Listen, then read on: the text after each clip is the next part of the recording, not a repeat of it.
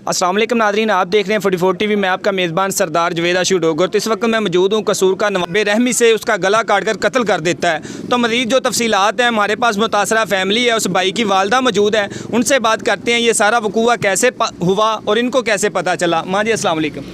वालेकुम सलाम। माँ जी, आपके बेटे को बेरहमी के साथ कत्ल कर दिया गया, तो आपका बेटा कहाँ गया था?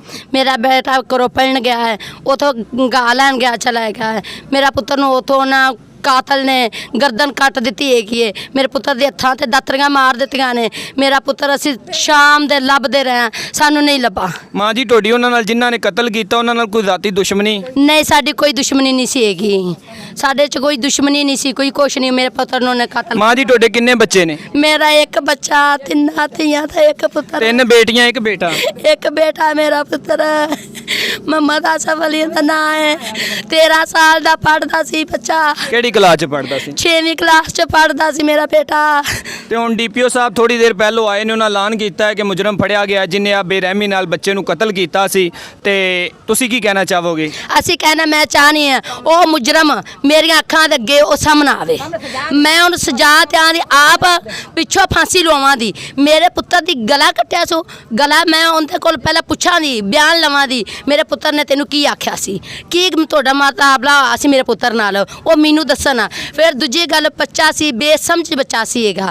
ਦੂਜੀ ਗੱਲ ਫਿਰ ਉਹਦੇ ਮੈਂ ਗਰਦਨ ਕਾਟਾਂ ਦੀ, ਉਹਦੇ ਮੈਂ ਹੱਥ ਕਾਟਾਂ ਦੀ, दोबारा ਉਹਨੂੰ मैं फांसी जाते हुक्म लगा देंगे। नहीं माँ जी, ये तो कोई भी कानून इजाज़त नहीं देता कि किसी को हम अवाम कत्ल करे। ये तो कानून का मामला है, कानून ही देखेगा, कानून को सज़ा दे सकता है। मगर आप डीपीओ को क्या अपील करना चाहते हैं, वज़ीर आला पंजाब को क्या अपील करना चाहते हैं कि उसको आप क्या कहना चाहेंगे?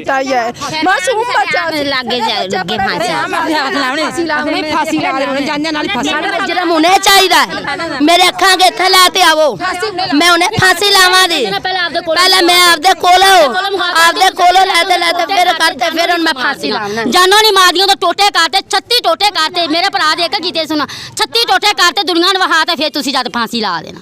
मैंने उन्हें मुजरम चाहिए, मैंने उन्हें कातल चाहिए थे। फांसी ला गया असि उल्ट पा जाना किते लियाता साडे सामने से 36 ओंदा टोटे उसे दातरी ना करते फिर तुसी आपदा कानून वारी कर देना। असि नु जानो नहीं मका दे, जे साडे अखा सामने आने असि खुड़ियां ला गए ने, असि खुड़ियां नहीं जाना। जे साडे इथों पैरां तो बगैर फांसी लग गया ना, असि उन्हां तो उल्ट पा देना।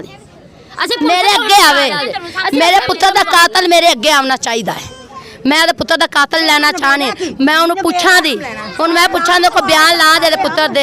मेरा 13 साल का बच्चा है, आसफ की मम्मा इंसाफ होना चाहिए। डीपीओ वेला गड्डी लेके अगे हुई मैं लिया इत्थे, उन्होंने लिया इत्थे कातल नूं, उन्होंने फांसी ला दी। तो न्याय करने तो फिर उधर चले गए। नहीं माँ जी, ये बात तो ठीक है, ये काबिल दीद वर्क है। डीपीओ साहब ने 3 दिन के अंदर अंदर उस दरिंदे को पकड़ लिया है, तो इंशाल्लाह आप टाइम देना। कानून ने अगर आपके साथ इतना तावन किया कि 3 दिन के अंदर उसको दरिंदे को पकड़ा है, ये पंजाब पुलिस की मेहनत है और हम इसको दाद देना चाहते हैं। आपको भी चाहिए कि पंजाब पुलिस के साथ तावन करें, तो इंशाल्लाह बाकी भी कानून के तकाज़े गवर्नमेंट पंजाब पुलिस पूरे करेगी। और उस जालिम को, जिस जालिम ने आपके बच्चे को बेरहमी के साथ कत्ल किया है, इंशाल्लाह हमारी भी कोशिश होगी कि हम उनको सज़ा कानून के मुताबिक जो सज़ा बनती है तो कानून के मुताबिक उसको सज़ा दी जाएगी। मगर आपको भी चाहिए सब्र तहम्मुल का मुजाहरा करें और पंजाब पुलिस का काम करें। फांसी ला बस ये सजा नहीं। पिंड चो पंजे भरा उठ जान, मेरिया अखा तो दूर हो जान। उन्हें कोई बंदे ऐसी बच्चे नाल उन्हें कोई माफ नहीं किया,